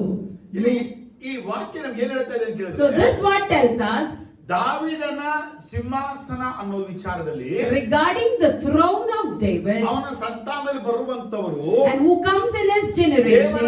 ಆಜ್ಞಾ ವಿಧಿ ನಿಯಮಗಳನ್ನ ಕೈಗೊಂಡು ನಡೆದರೆ If they walk with the commandments, rules of the Lord, ಇಸ್ರೇಲ ಸಿಂಹಾಸನ ಕುಳಿತುಕೊಂಡು ಆಳ್ವಿಕೆಯನ್ನ ಮಾಡುವರು ಎಂಬುದಾಗಿ ದೇವರು ದಾವೀದನಿಗೆ ವಾಗ್ದಾನ ಮಾಡಿದರು. God is promising David that your descendant, if they are faithful, they would sit on the throne and rule. Amen hallelujah. Amen, hallelujah. Amen hallelujah. Amen, hallelujah. Amen hallelujah. Amen, hallelujah. ದೇವರ ವಾಗ್ದಾನ ಹೇಗಿದೆ ಅಂದ್ರೆ, So how is the promise of the Lord? 89:3 ಮತ್ತೆ 4 ಓದುವಾಗ, In Psalms 89, 3 and 4, if you see, ನಾನು ಆರಿಸಿಕೊಂಡ ಸೇವಕನಾದ ದಾವೀದನ ಸಂಗಡ ಒಡಂಬಡಿಕೆ ಮಾಡಿಕೊಂಡು ಆಣೆಯಿಟ್ಟು ಶಾಶ್ವತವಾಗಿ ನಿನ್ನ ಸಂತತಿಯನ್ನು ಸ್ಥಾಪಿಸುವೆನು, ತಲಾಂತರಗಳಿಗೂ ನಿನ್ನ ಸಿಂಹಾಸನವನ್ನು ಸ್ಥಿರಪಡಿಸುವೆನೆಂದು ಹೇಳಿದ್ದಾನೆ ಎಂಬುದೇ. you said, I have made a covenant with my chosen one. I have sworn to David my servant, I will establish your line forever and make your throne firm through all generations. ಇಲ್ಲಿ ಏನು ವಾಕ್ಯ ಬಯಲ್ಪಟ್ಟಿದೆ So ಕೇಳಿದ್ರೆ, what is the word written here? ದೇವರ ಸಿಂಹಾಸನ ಅಂದ್ರೆ ದಾವೀದನ ಸಿಂಹಾಸನವನ್ನು ದೇವರು ತಲಾಂತರಗೂ ಸ್ಥಿರಪಡಿಸುವನು. That the Lord would establish the throne of David forever to all generations. ಆಗ ದಾವೀದನ ಸಿಂಹಾಸನ ತಲಾಂತರಕ್ಕೂ ಕುಳಿತುಕೊಳ್ಳಬೇಕು ಅಂತ ದೇವರು ಹೇಳ್ತಾನೆ. So the Lord is telling the throne of David should be seated from generation to generation. ಅರ್ಥ ಆಗ್ತದೆ ತಾನೆ? Are you able to follow? ಶಬ್ದವಾಗಿ ಹಲ್ಲೆಲೂಯಾ ಅಂತ Say aloud, amen, hallelujah. Amen. Amen. ಯಾಕಂದ್ರೆ ನಿಮ್ಗೆ ಅರ್ಥ ಆಗೋದು ಮುಖ್ಯ ವಿಷಯ. Because you need to understand, that's important. ನಿಮ್ಗೆ ಅರ್ಥ ಆಗಿಲ್ಲ ಅಂದ್ರೆ ಆಮೇಲೆ ತಿರ್ಗಾ ಹೇಳಕ್ ಕಷ್ಟ ಆಗ್ಬಿಡುತ್ತೆ. If you can't understand, it's difficult to narrate again. Amen. 29ನೇ ವಾಕ್ಯನ ಓದುವಾಗ, And in the same chapter, verse 29, if you see, ಅವನ ಸಂತಾನವನ್ನು ಯಾವಾಗಲೂ ಉಳಿಸುವೆನು. I will establish his line forever. ಇಲ್ಲಿ ವರ್ಡ್ ನೋಡಿ, ಲೈನ್ ಅಥವಾ ಸಂತಾನ ಬಹಳ ಮುಖ್ಯವಾಗಿದೆ. The word line or generation is very important. ಇಲ್ಲಿ ದಾವೀದನಿಂದ ಅನೇಕ ಮಕ್ಕಳು ಹುಟ್ಟಿದನ್ನು ನಾವು ಪೂರ್ವಕಾಲ ವೃತ್ತಾಂತದಲ್ಲಿ ನೋಡಬಹುದು. In the book of Chronicles, we see that David had many children. ಅವನಿಗೆ ಅನೇಕ ಮಕ್ಕಳುಗಳು ಇದ್ರು. He had many children. ಅಲ್ಲಿ ದೇವರು ಹೇಳ್ತಾರೆ, But the Lord says, ನಿನ್ನ ಸಂತಾನ ಯಾವಾಗಲೂ ಉಳಿಸುವೆನು. I will establish your line forever. ಹಾಗಾದ್ರೆ ಯಾವ ಲೈನ್ ಅನ್ನ ದೇವರು ಉಳಿಸಿದ್ದಾನೆ ಅಂತ ನಾನು ಕೇಳಿದ್ರೆ, So if you see which line the Lord has kept up, ಅದೇ ಮತ್ತಾಯ ಬರೆದ ಸುವಾರ್ತೆ 1ರಲ್ಲಿ, ಲೂಕ ಬರೆದ ಸುವಾರ್ತೆ 3 ಬರೆಯಲ್ಪಟ್ಟಂತ ಲೈನ್ ಅಂತ ಮರೆಯಬೇಡಿ. never and never forget, it is written in Matthew chapter 1 and the genealogy mentioned in Luke chapter 3. ದಾವೀದನಿಗೆ ಅನೇಕ ಮಕ್ಕಳು ಹುಟ್ಟಿದ್ದಾರೆ. David had many children. ಅನೇಕ ಮಕ್ಕಳಲ್ಲಿ ಎಲ್ಲಾರನ್ನ ದೇವರು ಉಳಿಸಿ ಕಾಪಾಡಲಿಲ್ಲ. Among those many, all were not safeguarded and protected. ಅನೇಕರು ನಾಶವಾಗ್ಬಿಟ್ರು. Many perished. ಅದಕ್ಕೆ ವಾಕ್ಯ ಹೇಳ್ತಾರೆ ಇಲ್ಲಿ, So I said what? ಅವನ ಸಂತಾನವನ್ನು only one ಅಂತ ಹೇಳಲ್ಪಡ್ತಾ ಇದೆ ಇಲ್ಲಿ. His generation or his line. Lines ಇಂದ ವರ್ಡ್ ಇಲ್ಲ ಅಲ್ಲಿ. There is no plural for it. ಸೋತ್ರ ಚೊಂಗಾಗೆ A loud amen, hallelujah. ವಾಕ್ಯ ಕೇಳಬೇಕು. You need to listen. ಅವನ ಸಿಂಹಾಸನವು ಆಕಾಶವಿರುವವರೆಗೂ ಇರುವುದು. And his throne would be till the ದೇವರ heaven. ವಾಗ್ದಾನ ಹೇಗಿದೆ ಅಂದ್ರೆ, So how is the promise of the Lord? ದಾವೀದನಿಗೆ ದೇವರು ವಾಗ್ದಾನ ಮಾಡಿದಾನೆ, ತಲಾಂತರಕ್ಕೂ ಸಿಂಹಾಸನವನ್ನ ಸ್ಥಿರಪಡಿಸುವೆ. God has promised David that his throne will be established forever. ದೇವರಲ್ಲಿ ಹೇಳ್ತಾನೆ, ಆಕಾಶ ಇರುವ ತನಕ ಅವನಿಗೆ ಸಿಂಹಾಸನ ಇದ್ದೇ ಇರುವುದು. Until there is sky, his throne exists. ಹಾಗಾದ್ರೆ ಅರ್ಥ ಏನಪ್ಪಾ ಅಂದ್ರೆ, It means ದಾವೀದನು ಹುಟ್ಟಿ ಇವತ್ತಿಗೆ 1,000 ವರ್ಷ ಆಗಿರಬಹುದು. David is born and for today it may be around 1,000 or 1,500 Yesu years. ಬಂದ ಮೇಲೆ ಈಗ 2,000 ವರ್ಷಗಳು ಆಗೋಯ್ತು. And now after coming of Jesus it's 2,000 years ಇವಾಗ past. ಲೆಕ್ಕಾದ್ರೆ 3,000 ವರ್ಷನೋ 3,500 ವರ್ಷನೋ ಆಗೋಯ್ತು. And if you calculate it's already 2, 3 or 3,500. ನಮ್ಗೆ ಏನ್ ಹೇಳಲ್ಪಡ್ತಾ ಇದೆ But the biblical word states ದಾವೀದನ ಸಂತಾನವು ಯೇಸು ಭೂಮಿಯಲ್ಲಿ ಹುಟ್ಟಿ ಬರುವ ತನಕ ಆ line ಕಾಪಾಡಲ್ಪಟ್ಟಿತ್ತು. the generation of David was protected till that line was established. ದಾವೀದನ ಸಿಂಹಾಸನ ತಲಾಂತರಕ್ಕಿರುತ್ತೆ. His throne will be forever. ಆದ್ರೆ ತಲಾಂತರ ಕುಳಿತುಕೊಂಡು ಆಳ್ವಿಕೆ ಮಾಡೋ ದಾವೀದನ ಕುಳಿತುಕೊಂಡು ಆಳ್ವಿಕೆ ಮಾಡಲು ಕರ್ತನಾಗಿರುವ ಯೇಸು. But it is not David who will be seated and ruling forever. It is the Lord who sits and rules. ವಿಚಾರ ಮಾತಾಡಕ್ಕಾಗಿದ್ದೀವಿ. And we are about to meditate few more things. 34ನೇ ವಾಕ್ಯ ಹೇಳುತ್ತೆ, And verse 34 ನನ್ನ tells, ಒಡಂಬಡಿಕೆಯನ್ನು ಭಂಗಪಡಿಸುವುದಿಲ್ಲ, I will not violate my ನನ್ನ ಮಾತನ್ನು covenant, ಬದಲಾಯಿಸುವುದಿಲ್ಲ. or I will not change my lips. ದೇವರ ವಾಗ್ದಾನ, ದಾವೀದನ ವಾಗ್ದಾನಗಳು ಹೇಗಿದೆ ಅಂದ್ರೆ, How are the promises made? ದೇವರು ಮಾಡಿದ ವಾಗ್ದಾನ ಯಾವತ್ತೂ ಭಂಗಪಡಿಸೋದಿಲ್ಲ. The covenant that the Lord has made, He will never ನನ್ನ violate. ಮಾತನ್ನ ಬದಲಾಯಿಸುವುದಿಲ್ಲ He ಎಂಬುದಾಗಿ will not even alter His words. 36ನೇ ವಾಕ್ಯ 37ನೇ ವಾಕ್ಯನ ಓದುವಾಗ And if you see in verse 36 and 37, again ದೇವರು ಹೇಳ್ತಾರೆ, again the Lord ಅವನ says, ಸಂತತಿಯು ಶಾಶ್ವತವಾಗಿ ಇರುವುದು, His line will continue forever. ಅವನ ಸಿಂಹಾಸನವು ಸೂರ್ಯನಂತೆ ನನ್ನ ಎದುರಿನಲ್ಲಿ ಇದ್ದು ಚಂದ್ರನಂತೆ ನಿತ್ಯವೂ ಸ್ಥಿರವಾಗುವುದು. And His throne endures before me like sun. It will be established forever like moon. ಇದಕ್ಕೆ ಸಾಕ್ಷಿ ಪರಲೋಕ. And the faithful witness is sky. ಓ ಸ್ತೋತ್ರ, ಹಲ್ಲೆಲೂಯಾ ಹೇಳಪ್ಪ. Amen. Hallelujah. ಇಲ್ಲಿ ಏನ್ ಹೇಳ್ಕೊಳ್ತಾ ಇದೆ? So what is said here? ಮೊದಲು ದೇವರು ಹೇಳ್ತಾನೆ, Firstly, Lord says, ಅವನ ಸಿಂಹಾಸನ ತಲಾಂತರಕ್ಕಿರುತ್ತೆ. His throne will be forever. ಅವನ ಸಿಂಹಾಸನ ಆಕಾಶ ಇರುವ ತನಕ ಇರುತ್ತೆ. His throne exists till there is ಅವನ sky. ಸಿಂಹಾಸನ ಸೂರ್ಯ ಇರೋ ತನಕ ಇರುತ್ತೆ. His throne exists till there is ಅವನ sun. ಸಿಂಹಾಸನ ಚಂದ್ರ ಇರೋ ತನಕ ಇರುತ್ತೆ. His throne exists till there is moon. ಆದರೆ ಸೂರ್ಯ ಚಂದ್ರ ಆಕಾಶ ಇವತ್ತು ಇದ್ದಾರೆ. Even today we have the sun, moon and sky. ದಾವೀದ, But we don't have David. ಎಷ್ಟು ಜನಕ್ಕೆ ವಿಷಯ ಅರ್ಥ ಆಯ್ತು ಈಗ? How many of you understood that? ದೇವರ ವಾಗ್ದಾನಗಳನ್ನು ಚೆನ್ನಾಗಿ ತಿಳ್ಕೋಬೇಕು. We need to understand the promises made by ಗಬ್ರಿಯೇಲ್ God. ದೇವದೂತ ಮರಳಿಗೆ ಕಾಣಿಸಿಕೊಂಡು ಹೇಳಿದಂತ ಮಾತು, The words that angel Gabriel appeared to Mary and ನಾವು said, ದಾವೀದನಿಗೆ ವಾಗ್ದಾನ ಮಾಡಿದ ಆ ಸಿಂಹಾಸನವನ್ನ ಈ ಮೆಸ್ಸಾಯನಿಗೆ ಕೊಡುವೆನು. the throne that I promised to David, I would give it to Messiah. ಅಲ್ಲಿ ಯೇಸು ಕ್ರಿಸ್ತನು ಹುಟ್ಟಿ 33 ವರ್ಷಗಳು ಆದ್ಮೇಲೆ ಮರಣವನ್ನ ಹೊಂದಿ ಪುನರುತ್ಥಾನ ಆದ್ಮೇಲೆ, And after Jesus Christ was born and 33 years he was dead and again resurrected. ಅದನ್ನು ಪರಲೋಕದ ರಾಜ್ಯ ಮಾಡ್ತಾ ಇದ್ದಾನೆ. He is ruling in the heaven ಪರಲೋಕದ ರಾಜ್ಯ ನಡೀತಾ and ಇದೆ. his rule is there in the earth. Physically ರಾಜ್ಯವು ನಡೆಯೋದು ಯೆರೂಸಲೇಮಲ್ಲಿ. But his physical rule will happen in Jerusalem. ಅದನ್ನು ಯೆರೂಸಲೇಮಿಗೆ ಕುಳಿತುಕೊಳ್ಳೋದು ಎಲ್ಲೆಂದ್ರೆ ದಾವೀದನ ಸಿಂಹಾಸನ. And where will he sit in Jerusalem? He will sit in the throne of David. ಎಷ್ಟು ಜನಕ್ಕೆ ವಿಷಯ ಅರ್ಥ ಆಯ್ತು? ಆಯ್ತು ಈಗ. How many of you understood now? ಸ್ತೋತ್ರ ಜೋರಾಗಿ. Say amen, hallelujah. ಸಾಕಾಗ್ತಿಲ್ವಲ್ಲ? ಯೆರೆಮೀಯ 23ನೇ ಅಧ್ಯಾಯ 5ನೇ ವಾಕ್ಯಕ್ಕೆ ಬರುವಾಗ ಈಗ Jeremiah 23 verse 5 if you ಇಲ್ಲಿ see. ಯೆರೆಮೀಯನು ಮತ್ತೆ ಒಂದು ಪ್ರವಾದನೆ ನುಡಿತಾನೆ. And we see Jeremiah prophesying again. ಇಗೋ ನಾನು ಮುಂದಿನ ಕಾಲದಲ್ಲಿ ದಾವೀದನೆಂಬ ಮೂಲದಿಂದ ಸದ್ಧರ್ಮಿಯಾದ ಮೊಳಕೆಯನ್ನು ಚಿಗುರಿಸುವೆನು. ಅವನು ರಾಜನಾಗಿ ಆಳುತ್ತಾ ವಿವೇಕದಿಂದ ಕಾರ್ಯವನ್ನು ಸಾಧಿಸುತ್ತಾ ದೇಶದಲ್ಲಿ ನೀತಿ ನ್ಯಾಯಗಳನ್ನು ನಿರ್ವಹಿಸುವನು. Jeremiah 23:5. The days are coming, declares the Lord, when I will raise up to David a righteous branch, a kingdom who will reign wisely and do what is just and right in the land. ಇಲ್ಲಿ ಮತ್ತೆ ಹೇಳಲ್ಪಡಿದ ವಿಷಯ ಅಂದ್ರೆ And again it says, ದಾವೀದನ ಮೂಲದಿಂದ, from David's root, ದಾವೀದನ ಮೊಳಕೆಯಿಂದ, from the branch. ಹಾಗಾದ್ರೆ ಯೇಸು ಕ್ರಿಸ್ತನು ಹುಟ್ಟೋ ರೀತಿ ನೋಡಿದ್ರೆ ಲೈಫ್ ಪೂರ್ತಿ ದಾವೀದದೇ ಆಗಿರುತ್ತೆ. So if you look at the birth of Jesus Christ, the main line or the connectivity goes through David only. ಅದನ್ನೇ ಯೆಶಾಯ 11:1 ಬರೆಯಲ್ಪಟ್ಟಿರೋದು. The same we see in Isaiah 11:1. ಈಶಾಯನ ಬುಡದವನು. He belongs to the genealogy of. ನೋಡಿ ಯೆಶಾಯ 11:1. A shoot will come out from the stump of Jesse. From his root a branch will bear fruit.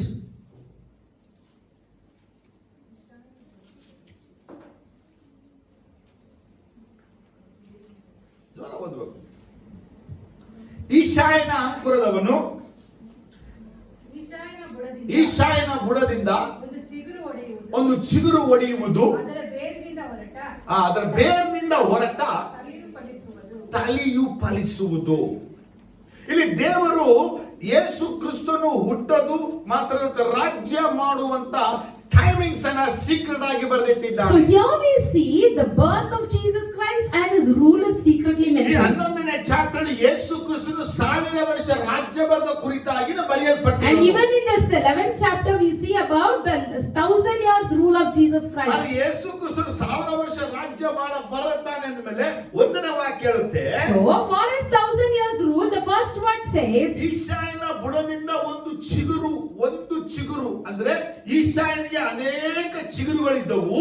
a shoot will come up from the stump of Jesse. Means ಈಶಾಯನಿಗೆ 10 ಮಕ್ಕಳುಗಳು, Jesse had 10 children, ಅದರಲ್ಲಿ ಒಬ್ಬ ಬರ್ತಾನೆ ದಾವೀದ. and one among the 10 was ಅದರ David. ಬೇರಿಂದ ಹೊರಟ ತಳಿರು ಫಲಿಸುವುದು. And from his root a branch will bear fruit. ಆದರೆ ಈಶಾಯನ 10 ಮಕ್ಕಳಲ್ಲಿ ದಾವೀದ ಒಬ್ಬನನ್ನ ಹಿಡಿದು, So among the 10 children of Jesse, if you keep David, ದಾವೀದನಿಗೆ ಹುಟ್ಟಿದ ಮಕ್ಕಳಲ್ಲಿ ಒಬ್ಬನನ್ನ ಹಿಡಿದು, and there are so many children for David, among them one if you see, ಇವನಿಗೆ ಮಾತ್ರ ಬೇರು ಅನ್ನುವಂತ ಪದ ಬರೆಯಲ್ಪಟ್ಟಿದೆ. and only for him we see the word root mentioned. ದಾವೀದ ಚಿಗುರು ಅಂತ ಹೇಳಲ್ಪಟ್ರೆ, And if David is the shoot, ದಾವೀದನಿಂದ ಬರುವಂತದ್ದು ಬೇರು ಎಂಬುದಾಗಿ ಹೇಳಲ್ಪಟ್ಟಿದೆ. and through that shoot David it comes the root. ಅದರ ಅದೇನು ಹೇಳುತ್ತೆ ನಮಗಂದ್ರೆ, It means ಚಿಗುರಿಗಿಂತ ಬೇರಿಗೆ ಬಲ ಜಾಸ್ತಿ. than the shoot, the root is powerful. ಆಮೇಲೆ ಅಲ್ಲೆಲ್ಲ Amen, hallelujah. ಎಲ್ಲ ಬೇರೆ ಗಟ್ಟಿರ್ಬೇಕನ್ರಿ. We always tell the root should be strong. ಬೇರೆ ಗಟ್ಟಿರ್ಬೇಕನ್ರಿ. The root should be firm. ದಾವೀದ ಬೇರಲ್ಲ, David is not the root. ಬೇರು ದೇವರು.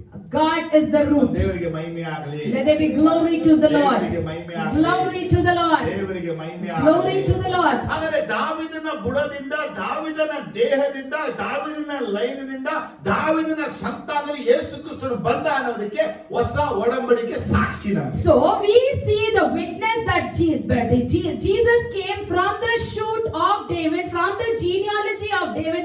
We see the proof in New Testament. Amen. Amen. Hallelujah. Amen. Hallelujah. Hallelujah. Hallelujah. Hallelujah. Hallelujah. ದಾವೀದನ ಸಿಂಹಾಸನವನ್ನು ಕೊಡುವೆ. So I will give the throne of David. ನೋಡಿ, ಅದೇ ಯೆಶಾಯ 16ನೇ ಅಧ್ಯಾಯ 5ನೇ ವಾಕ್ಯ ನೋಡುವಾಗ, If you turn to Isaiah chapter 16 verse 5, in love a throne will be established, in faithfulness a man will sit on it. One from the house of David, one who is judging seeks justice and speaks the cause of righteousness. 5ನೇ ವಾಕ್ಯದಲ್ಲಿ, In verse 5, ಇದಲ್ಲದೆ ಸಿಂಹಾಸನವು ಕೃಪಾದದ ಮೇಲೆ ಸ್ಥಾಪಿತವಾಗಿದೆ. in love a throne will be established. ಅದರ ಮೇಲೆ ಕುಳಿತುಕೊಳ್ಳುವಂತ ಯೇಸುವಿನ ಹೆಸರು ರಾಜ್ಯಭಾರ ಪ್ರವೀಣನು, In faithfulness, a man will sit on it, ಧರ್ಮಾಸಕ್ತನು, and he is justice seeking. ನ್ಯಾಯ ನಿಪುಣನು, He is justice seeking, ಆದವನು and one who is so. ದಾವಿದನ ಗುಡಾರದಲ್ಲಿನ ಆ ಸಿಂಹಾಸನದ ಮೇಲೆ ಸತ್ಯಪರನಾಗಿ ಕುಳಿತಿದ್ದಾನೆ. He is seated as justice in the throne of David. ಈ ವಾಕ್ಯ ನಮ್ಗೆ ಏನ್ ಹೇಳ್ತಾ ಇದ್ರೆ, So what this word tells ಈ us, ಸಿಂಹಾಸನ ಓದ್ಕೊಂಡು ಬಂದು we meditated about throne. ಆದ್ರೆ ಈ ಸಿಂಹಾಸನ ಎಲ್ಲಿ ಇದೆ? ದಾವಿದನ ಗುಡಾರದಲ್ಲಿನ ಒಂದು ಸಿಂಹಾಸನ. So where is the throne? It is in the tents of David. ಹೌದಾ ಇಲ್ವಾ? Is it so? ಆಮೆನ್.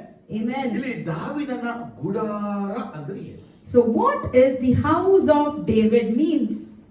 ಇಲ್ಲಿ ಗುಡಾರ ಅನ್ನುವಂತ ಟೆಂಟ್ ಅನ್ನುವಂತ word ಬಯಲ್ಪಟ್ಟಿದೆ. The word tent is mentioned. ಆ ಸಿಂಹಾಸನದಲ್ಲಿ ಕುಳಿತುಕೊಳ್ಳುವಂತ ಯೇಸುವಿಗೆ ಕೊಡಲ್ಪಟ್ಟಂತ ಮೂರು ಹೆಸರುಗಳು ಏನು?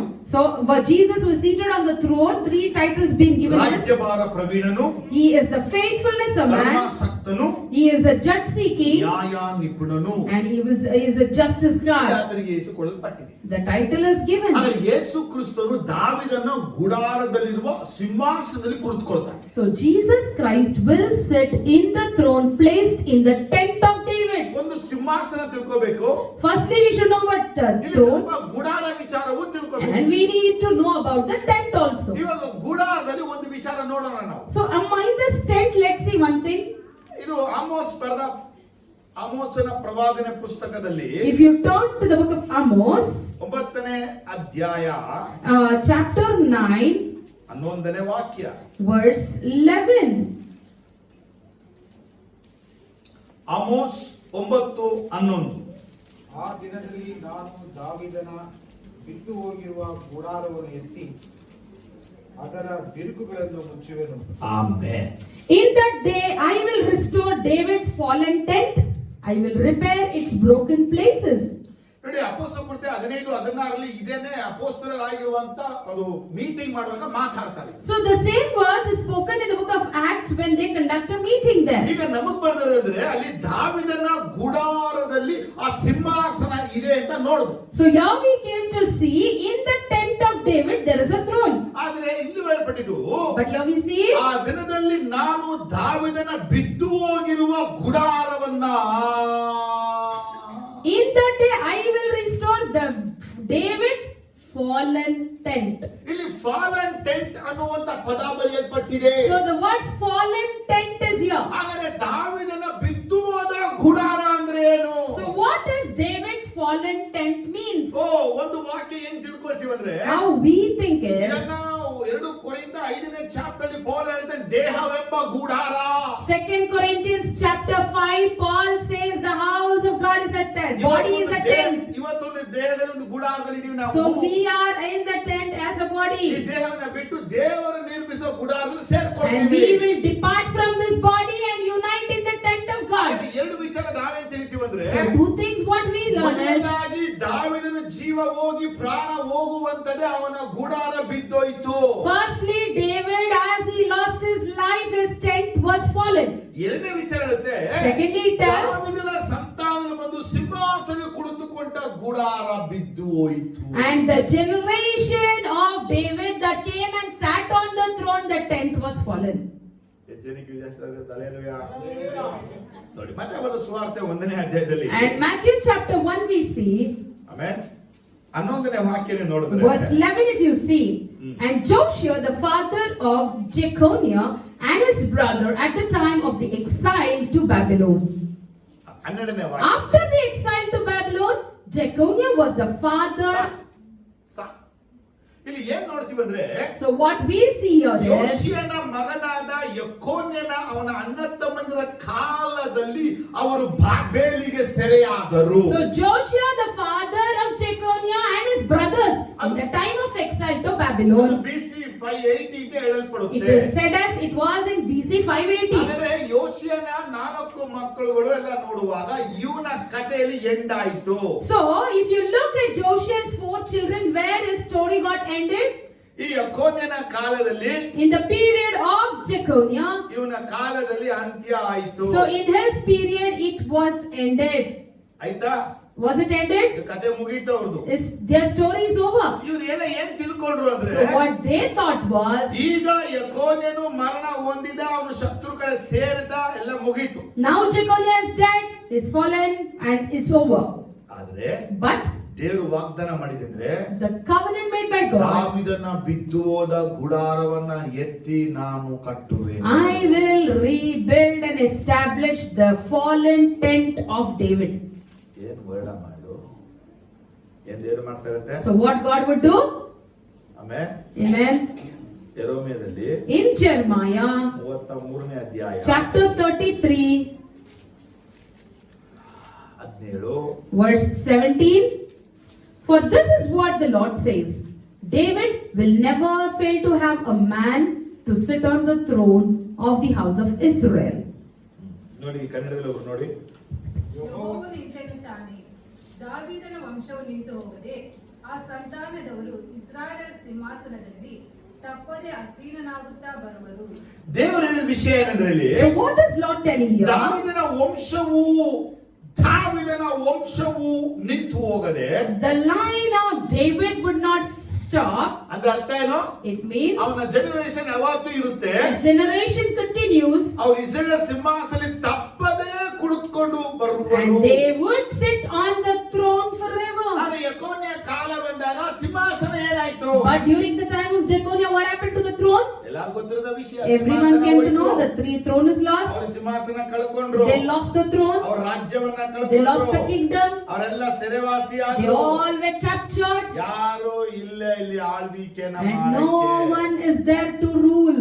Amen hallelujah. Amen. Hallelujah. ದೇವರ ಮಾತು ಸುಳ್ಳಾಗಲಿಲ್ಲ. But the word of the Lord was not ದೇವರ failed. ಮಾತು ಏನಂದ್ರೆ, The word says, ನಾನು ಎಬ್ಬಿಸುವೆನು. I would arise ನೋಡಿ, it. ಇದೇ ವಾಕ್ಯ ನಾವು ಎಸೆಕೆಲ್ ನೋಡುವಾಗ The same word when we see in Ezekiel 34 ಅಲ್ಲಿ ನಾವು in 30 verse 4, 34th chapter. 34 ಅಲ್ಲಿ 24 ನೋಡುವಾಗ In 34th chapter verse 24, if you ದೇವರು see, ಮತ್ತೆ ಅದನ್ನ ಮಾತಾಡ್ತಾನೆ. the Lord speaks it again. ಯೆಹೋವನಾದ ನಾನು ನನ್ನ ಜನರ ದೇವರಾಗಿರುವೆನು, ನನ್ನ ಸೇವಕನಾದ ದಾವೀದನು ಅವರನ್ನು ಆಳುವ ಪ್ರಭುವಾಗಿರುವನು. ಸರಿನಾ? 23ನೇ ವಾಕ್ಯ ನೋಡುವಾಗ Verse 23, ನನ್ನ ಹಿಂಡನ್ನು ಕಾಯಲಿಕ್ಕೆ ಒಬ್ಬನೇ ಕುರುಬನನ್ನು ಏರ್ಪಡಿಸುವೆನು, ನನ್ನ ಸೇವಕನಾದ ದಾವೀದನೆಂಬ ಆ ಕುರುಬನು ಅದನ್ನು ಮೇಯಿಸುವನು. ಹೌದು, ಅದರ ಕುರುಬನಾಗಿ ಅದನ್ನು ಮೇಯಿಸುತ್ತಾ ಬರುವನು. ಯೆಹೋವನಾದ ನಾನು ನನ್ನ ಜನರ ದೇವರಾಗಿರುವೆನು, ನನ್ನ ಸೇವಕನಾದ ದಾವೀದನು ಅವರನ್ನಾಳುವ ಪ್ರಭುವಾಗುವನು.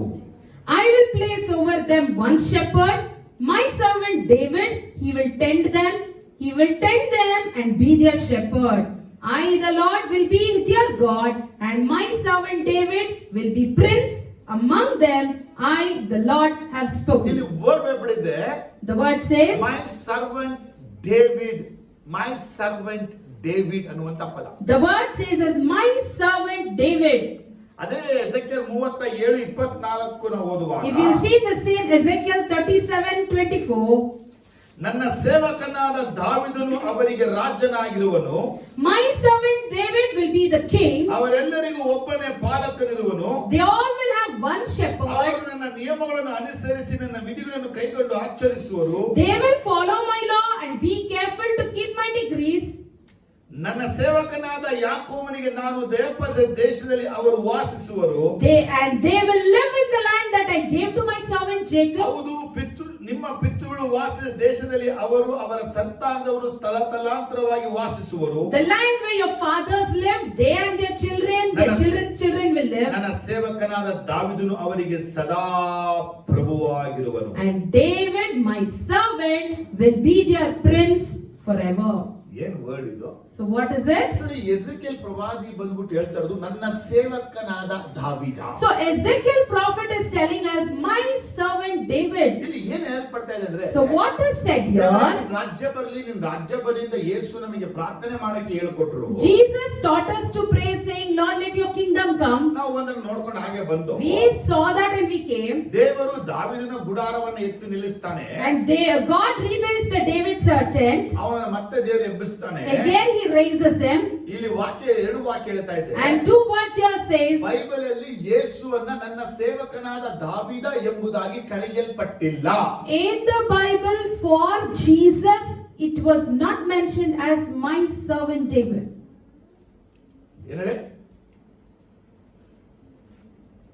ಅವಾಗಿನ ವಾಕ್ಯ ತೋರಿಸಿ ಆಗಿದ್ದ ವಾಕ್ಯಗಳೆಲ್ಲ Earlier the words that I showed, how was it? ದಾವೀದನ ಬುಡದಿಂದ ಬೇರಿನಿಂದ ಬರುವಂತವನೇ ಯೇಸು. From the shoot or root of David we see Jesus. ಅದು ಈ 2 ವಾಕ್ಯ ಹೇಳ್ತಾ But ಇದೆ. these 2 words confirm, ನನ್ನ ಸೇವಕನಾದ ದಾವೀದನು ಪ್ರಭು ಆಗಿರುವ. when my servant David would be the prince. ಹೆಂಗ್ ಸಾಧ್ಯ? How is that possible? ಅದಕ್ಕೆ ನಿಮ್ಗೆ ಹೇಳಿದ್ದು ಗುಡಾರವನ್ನ ದೇವರು ಮತ್ತೆ ಎತ್ತಿ ಕಟ್ಟುತ್ತಾನೆ. So only I said God would rebuild the tent. ಈಗ ನೋಡಿ ಇನ್ನೊಂದು ವಾಕ್ಯ ನೋಡೋಣ ನಾವು. So let's see one more verse. Mark 10:11 ನೋಡುವಾಗ In Mark 10:11, ಯೇಸು ಕ್ರಿಸ್ತನಿಗೆ ಹೋಸಾನವನ್ನ ಆಡಿದಂತ ಜನಗಳು ಆಡಿದ ಪದದ ಅರ್ಥ ನೋಡಿ. Mark 10:11 we see, 11:10. sorry, Mark 11:10, blessed is he who comes in the name of the Lord, blessed is the coming kingdom of our father David, Hosanna in the highest. ನೋಡಿ Matthew mark luke ಅಲ್ಲಿ ಹೋಸಾನ ಆಡಿದಂತ ಹೋಸಾನಗಳಿಗಿಂತ So Matthew, Mark, Luke we see they sang Hosanna. Other than that, ಇಲ್ಲಿ mark ವ್ಯತ್ಯಾಸ ಬೇರ್ಪಟ್ಟಿದೆ. here in Mark there is a difference, ಅಲ್ಲಿ ಏನ್ ವ್ಯತ್ಯಾಸ ಅಂದ್ರೆ and that difference ನಮ್ಮ is, ಪಿತೃವಾದ ದಾವೀದನ ರಾಜ್ಯವು ಬರುತ್ತದೆ. and blessed is the kingdom of our father David.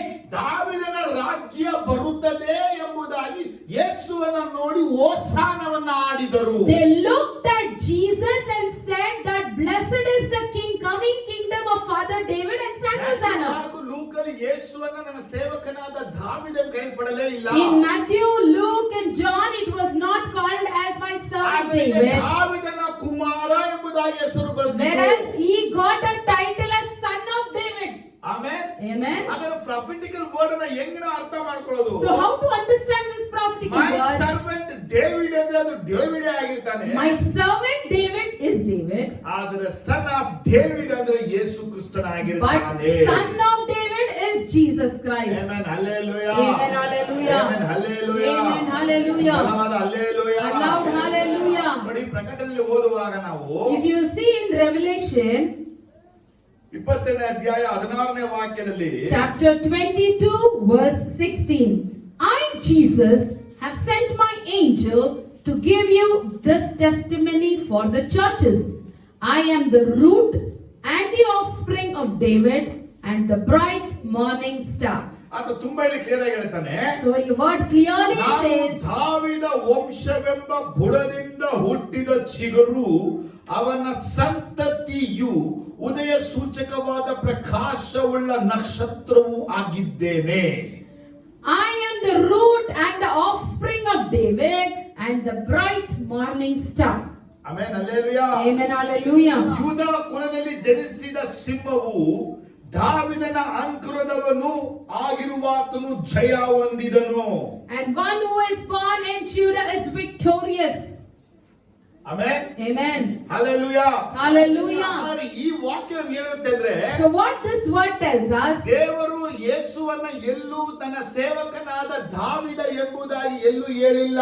and your God never addressed his servant David over here, ಆದರೆ ಯೇಸುವನ್ನ ಎಲ್ಲಿ ನೋಡಿದ್ರು ದಾವೀದನ ಮಗ ಎಂಬುದಾಗಿ ಹೇಳಲ್ಪಟ್ಟಿತ್ತು. whereas Jesus is addressed as son of David. ನೋಡಿ ದೇವರಿಗೆ ಎಷ್ಟು ಸ್ತೋತ್ರ ನಾವು ಹೇಳಕ್ ಸಾಕಾಗಲ್ಲ. See how much times if we tell it is ದೇವರ not enough. ಪ್ಲಾನ್ಗಳು ಎಲ್ಲ ಬಹಳ The ಆಶ್ಚರ್ಯಕರವಾಗಿರುತ್ತೆ. plan of God is really ಒಂದು beautiful. ಸತ್ಯವಾಗಿರುವಂತ ದೇವರು ಈ ಭೂಮಿಯಲ್ಲಿ ಬಂದು ಈಗಲೂ ಹುಟ್ಟುವಂತ ಒಬ್ಬ ಮನುಷ್ಯನ ಹೆಸರನ್ನ ಇಟ್ಟು ಆ ಹೆಸರಲ್ಲಿ ರಾಜ್ಯವನ್ನ ಮಾಡಿ ಆ ಹೆಸರಲ್ಲೇ ಶಾಶ್ವತವಾಗಿರ್ತಾನಂದ್ರೆ ಆ ಡೇವಿಡ್ ಅನ್ನೋ ಹೆಸರಲ್ಲಿ ದೇವರ ಒಂದು ಅದ್ಭುತ ಶಕ್ತಿ. And you see the Son of God who comes in the mankind and takes his birth through the shoot of David, and he would be called as a root and addressed as son of David. Amen hallelujah. Amen, hallelujah.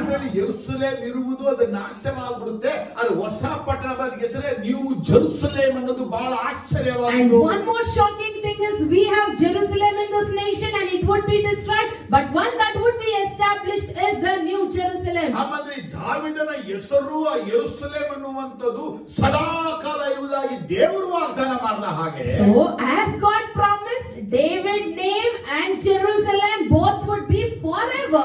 ಅದು ಸದಾ ಕಾಲ ಇರುವ ಹಾಗೆ ಯೇಸು ತನ್ನ ರಾಜ್ಯವನ್ನ ಮಾಡುವನು. And Jesus would rule so that it would be forever. ನೋಡಿ, ನಮಗೊಂದು ಸಾಮ್ಯವನ್ನ ಯೇಸುವಿನ ನೆನಪಲ್ಲಿರಬೇಕು. See, if Jesus told us a parable and we should remember that. ಒಬ್ಬನಿಗೆ 2 ತಲಾಂತು, ಒಬ್ಬನಿಗೆ 5 ತಲಾಂತವನ್ನ ಕೊಟ್ಟು ಹೊರಟನು. And Jesus gave a person 2 talents and the other one 5 talents and he went. 1 ತಲಾಂತು ಹಂಗೆ ಇಟ್ಕೊಂಡ. 1 talent person, he had the same with him. 2 ಅವನು 5 ಮಾಡ್ದ. 2 he had, he made it 5. 5 10 ಮಾಡ್ದ. And who had 5, he made it 10. ಆತನು ಮತ್ತೆ ಬಂದಾಗ And when he came again, ಏನ್ ಮಾಡಿದಂತೆ? what did he do?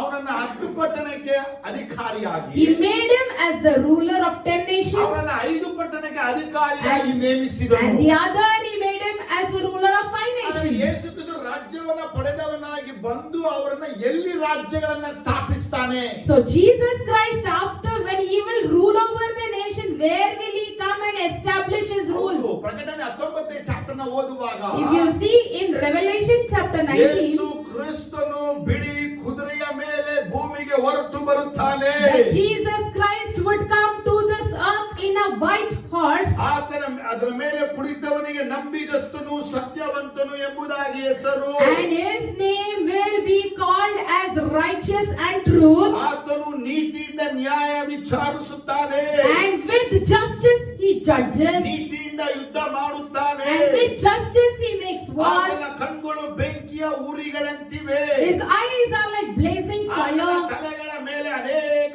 ಮಕುಟಗಳು and ಉಂಟು. on his head are many crowns, ಆತನಿಗೆ ಒಂದು ಹೆಸರು ಕೊಟ್ಟಿದೆ, and his name is given to him. ಅದು ಆತನಿಗೆ ಹೊರತು ಮತ್ಯಾರಿಗೂ ತಿಳಿಯದು. No one knows but he himself. ಆತನು ರಕ್ತ ಭಕ್ಷಿತವಾದ ವಸ್ತ್ರವನ್ನು ಧರಿಸಿಕೊಂಡಿದ್ದನು. He is dressed in a robe dripped in blood, ಆತನಿಗೆ ದೇವರ ವಾಕ್ಯವೆಂಬ ಹೆಸರು. and his name is Word of God. ಪರಲೋಕದಲ್ಲಿರುವ ಸೈನ್ಯದವರು ಶುಭ್ರವಾಗಿಯೂ ನಿರ್ಮಲವಾಗಿ ಇರುವ ನಯವಾದ ನಾರುಮಡಿ ಧರಿಸಿಕೊಂಡು ಬಿಳಿ ಕುದುರೆಗಳ ಮೇಲೆ ಹತ್ತಿದವರಾಗಿ ಆತನ ಹಿಂದೆ ಬರುತ್ತಿದ್ದರು. The armies of heaven were following him, riding in white horses, dressed in fine white linen, which was clean. ಜನಾಂಗಗಳನ್ನು ಒಡೆಯುವುದಕ್ಕಾಗಿ ಹದವಾದ ಕತ್ತಿಯು ಆತನ ಬಾಯಿಂದ ಬರುತ್ತಿದೆ. Out of his mouth comes a sharp sword which would strike down nations. ಆತನು ಅವರನ್ನು ಕಬ್ಬಿಣದ ಕೋಲಿನಿಂದ ಆಳುವನು. He will rule them with an iron scepter. ಆತನು ಸರ್ವಶಕ್ತನಾದ ದೇವರ ಉಗ್ರ ಕೋಪವೆಂಬ ದ್ರಾಕ್ಷಿ ತೊಟ್ಟಿಲಿರುವನ್ನು ತುಳಿಯುತ್ತಾನೆ.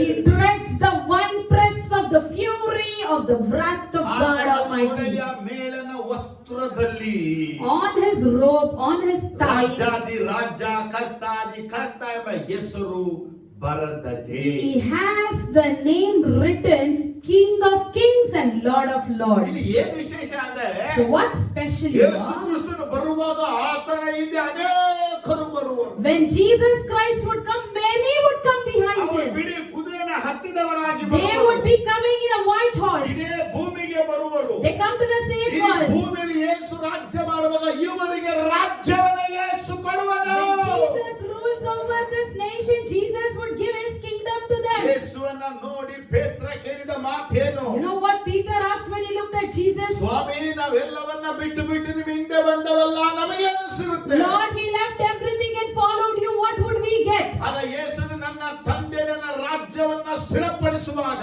And as Jesus said, as my Father establishes my ನಾನು nation, ನಿಮಗೆ ಸಿಂಹಾಸನವನ್ನು ರಾಜ್ಯವನ್ನ ಕೊಡುವೆನು. I will give you thrones and nations. ನೀವು Israel 12 ಕುಲಗಳನ್ನ ಆಳುವಿರಿ. You would rule over the 12 tribes of Israel. Hallelujah, hallelujah. Amen, hallelujah. ಇಸ್ರೇಲರ 12 ಕುಲಗಳನ್ನ ಆಳುವುದಕ್ಕಾಗಿ 12 ಅಪೊಸ್ತಲರು So ಬರಕಾಗಿದ್ದಾರೆ. 12 apostles are about to come to rule over the 12 tribes ಈ of Israel. ಭೂಮಿಯಲ್ಲಿ ಯೇಸು ರಾಜ್ಯ ಮಾಡ್ತಾರೆ. And Jesus would rule in this nation. ಅವರೊಟ್ಟಿಗೆ ಅಪೊಸ್ತಲರು ರಾಜ್ಯ ಮಾಡ್ತಾರೆ. And with them the apostles would rule. ನಿಮ್ಮಲ್ಲಿ ಯಾರ್ಯಾರೆಲ್ಲ 2 ತಲಾಂತನ 5 ಮಾಡಿದ್ರು, Whoever has made 2 talents as 5, 5 10 ತಲಾಂತ ಮಾಡಿದ್ರು, who has made 5 talents as 10, ಇವರಿಗೂ ಯೇಸು ತನ್ನ ರಾಜ್ಯದಲ್ಲಿ ರಾಜ್ಯವನ್ನ even Jesus would establish his kingdom for in them also.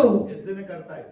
How many of you understood? ಈಗ ನಾವು ರಾಜ್ಯವನ್ನ ಈ ಭೂಮಿಯಲ್ಲಿ ಯೇಸು ಬಂದಾಗ ರಾಜ್ಯ ಮಾಡ್ತೀವಂದ್ರೆ So if we have to rule this nation when Jesus comes, ಎರಡು ವಿಷಯ ನಡೀತಿದೆ. two things would happen. ಒಂದು ಚರ್ಚ್ ರಾಪ್ಚರ್ ಆಗಿರುತ್ತೆ. Firstly, the church would be raptured. ಒಂದು ಸತ್ತವರು ಪರಲೋಕಕ್ಕೆ ಹೋಗ್ತಾರೆ. The dead will go to heaven. ಜೀವಂತವಾಗಿರು ಪರಲೋಕಕ್ಕೆ ಹೋಗ್ತಾರೆ. Alive will be taken up. ಯೇಸು ಭೂಮಿಯಲ್ಲಿ ಇವರಿಬ್ರು ಬರ್ತಾರೆ. When Jesus comes to the earth, both will come. ಇವರಿಬ್ರು ಬಂದು ಈ ಭೂಮಿಯಲ್ಲಿ ರಾಜ್ಯ ಮಾಡ್ತಾರೆ ಅಂದಮೇಲೆ Both would come and rule over the nation. ಯಾಕೆ ದಾವೀದ ಎದ್ದು ಇಸ್ರಾಯೇಲಿಗೆ ಪ್ರಿನ್ಸ್ ಆಗಿ ರಾಜ್ಯ ಮಾಡಬಾರದು? Why David should not arise and rule over Israel like a prince? ಸಿದ್ಧಾಂತ ಅರ್ಥ ಆಗ್ತಾ ಇದ್ರೆ, If you are able to follow my teaching, ಸಿದ್ಧಾಂತ ಅರ್ಥ ಆಗ್ತಾ ಇದೆಯಾ? are you able to follow my teaching? ನಿಮ್ಗೆ ಅರ್ಥ ಆಗ್ತಾ ಇದೆಯಾ? Are you able to follow? ಇದೇ ಲೋಕದಲ್ಲಿ ಯೇಸುವಿನ ರಾಜ್ಯದಲ್ಲಿ ನೀವು ಸಹ ರಾಜ್ಯ ಮಾಡೋದು ಖಂಡಿತ ಖಚಿತ ಅಂತ. I tell you, if you are also ruling in that time when Jesus rules, ಯಾಕೆ ದಾವೀದ ಬಂದು ಈ ಯೆರೂಸಲೇಮಲ್ಲಿ ರಾಜ್ಯ ಮಾಡಬಾರದು? why can't David come and rule in this ನೋಡಿ, Jerusalem? ದಾನಿಯೇಲ 12ನೇ ಅಧ್ಯಾಯ 13ನೇ ವಾಕ್ಯ ಸಭೆ ಎಲ್ಲ ಸ್ಪಷ್ಟವಾಗಿ ಓದಿ. Please read Daniel chapter 12 verse 13. ದಾನಿಯೇಲ 12:13. As for you, go your way till the end, you will rest, and then at the end of the days, you will raise and receive your allotted inheritance. ಏನಮ್ಮ ಅರ್ಥ ಅದು? So what did you understand here?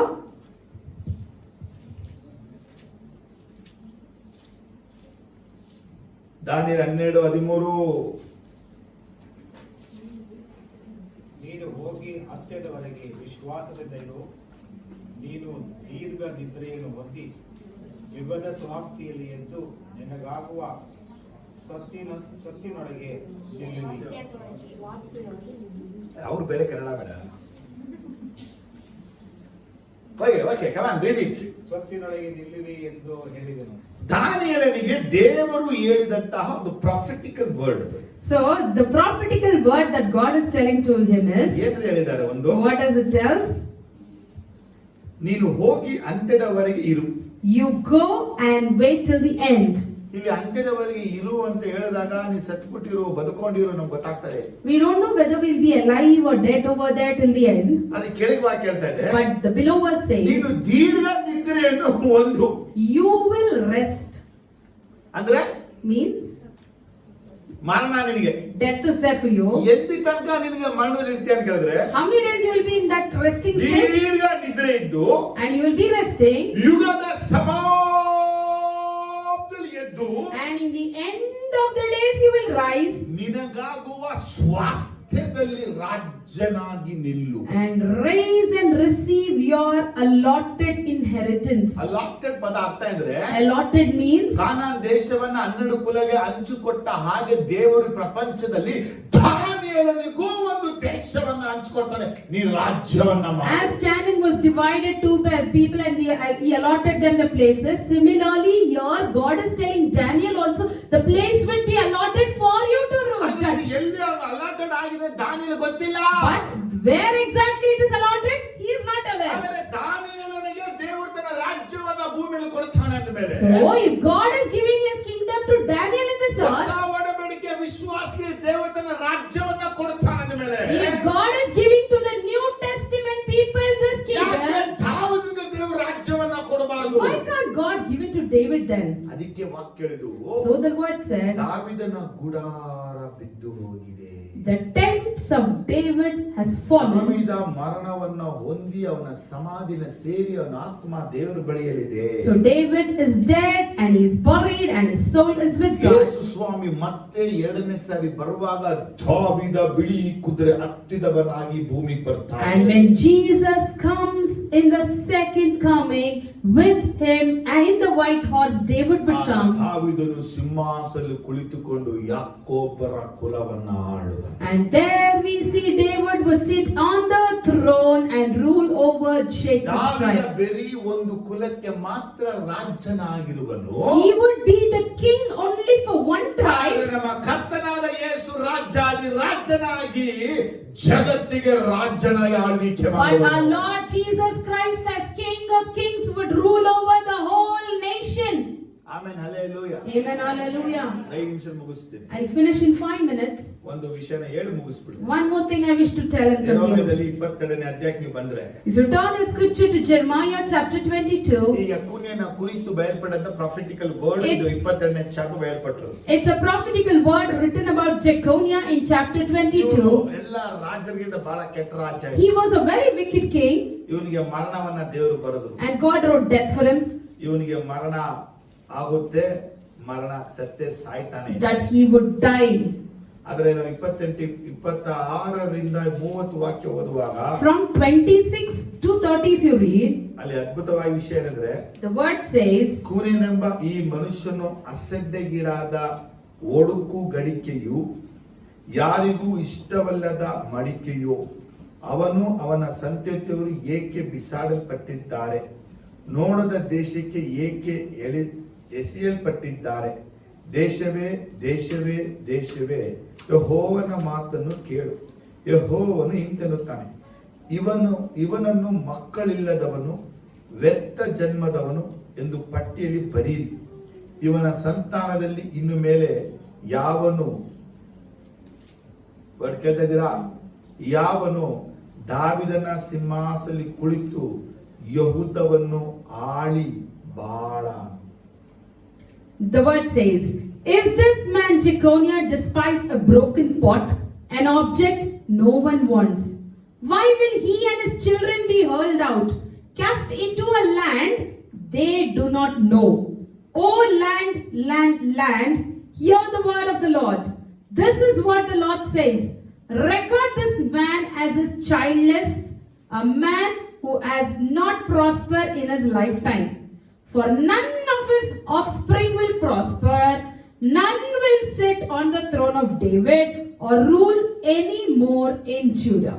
ಈ ಒಂದು ಪ್ರವಾದನೆ ಬಂದು ಯೆಕೊನ್ಯನಿಗೆ ಹೇಳಲ್ಪಟ್ಟಿತು. So this is the prophetical word said to Jeconiah. ಈ ಯೆಕೊನ್ಯನಿಗೆ ಹೇಳಲ್ಪಟ್ಟಾಗ 580ನೇ BCಯಲ್ಲಿ, It was said in 580 ಈ BC, ಯೆಕೊನ್ಯ ಕಾಲ ಎಲ್ಲರೂ ಹೋಗಿ ಬ್ಯಾಬಿಲೋನ್ ದೇಶ ಸೇರ್ಕೊಂಡ್ರು. and during his period everyone went and were settled in ಆದ್ರೆ Babylon. ಹೆರೋದನ ಕಾಲದಲ್ಲಿ, ರೋಮಾಯರ ಕಾಲದಲ್ಲಿ, But in the time of Herod and Romans period, Babylon ಕಾಲ ಮುಗಿದು, the Babylonian rule came to an end. ಮೇದ್ಯ ಪರಸೆ ಕಾಲ ಮುಗಿದು, Medians and Persians rule ended. ಗ್ರೀಕರ ಕಾಲ The ಮುಗಿದು, Greeks rule ended. ರೋಮಾಯರ ಕಾಲ ಬಂದಾಗ And when Roman rule was established, ಹೇಳಲ್ಪಟ್ಟಂತ ಪ್ರವಾದನೆ, the prophetical word said, ದಾವೀದನ ಸಿಂಹಾಸನ ಇವನಿಗೆ ಕೊಡುವೆನು. the throne of David will be given to him. ಎಷ್ಟು ಜನಕ್ಕೆ ಅರ್ಥ ಆಯ್ತು? How many of you understood? ದಾವೀದನ ಸಿಂಹಾಸನ ನೋಡುವಾಗ ಇವನಿಂದ ಕಿತ್ಕೊಂಡಾಯ್ತು.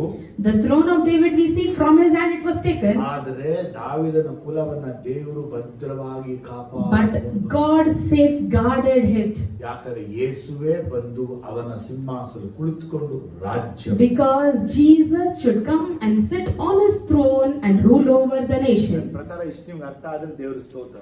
According to me, if you have understood so much, I thank God for it. ಸ್ತೋತ್ರ ಹೇಳಲ್ವಾ? Let's say thank God. ದೇವರಿಗೆ ಸ್ತೋತ್ರ. Thank you, Lord. ಯಾಕಂದ್ರೆ ಇನ್ನೂ ನಾವು ವಿಷಯಗಳನ್ನ ತಿಳ್ಕೊಂಡು ಬರೋ ವಾರ ದೇವ್ರ ಕೃಪೆ ಉಂಟಿಲ್ಲ, ಬರೋ ವಾರ ಆಚೆ ವಾರ ತಿಳ್ಕೊಬೋದು. Not in the coming week, in the next upcoming weeks we'll learn. Next week Easter Sunday, Next week we'll have an Easter Sunday. ಶುಕ್ರವಾರ ಗುಡ್ ಫ್ರೈಡೆ ಪ್ರೇಯರ್ 9:30 1 ಗಂಟೆ. Good Friday service will be from morning 9:30 to afternoon 1. ನಮ್ಮ ಸಹೋದರರು ಕ್ರಿಸ್ತನಿಗೆ ಶಿಲುಬೆಯಲ್ಲಿ 6 ಗಂಟೆಗಳ ತೂಗ ಹಾಕಲ್ಪಟ್ಟ ವಿಚಾರವನ್ನ ಸಂದೇಶ Our ಕೊಡ್ತಾರೆ. pastor is about to give a message about the 6 hours Jesus in the cross. ಯಾಕೆ 6 ಗಂಟೆ ಹಾಕಲ್ಪಟ್ಟಿದೆ, Why he was in the cross for 6 hours. ಹಾಗಾಗಿ ನೀವೆಲ್ಲ ಬೆಳಿಗ್ಗೆ 9:30ಗೆ ಬರಬೇಕಾಗಿ ವಿನಂತಿ. So I request you all to please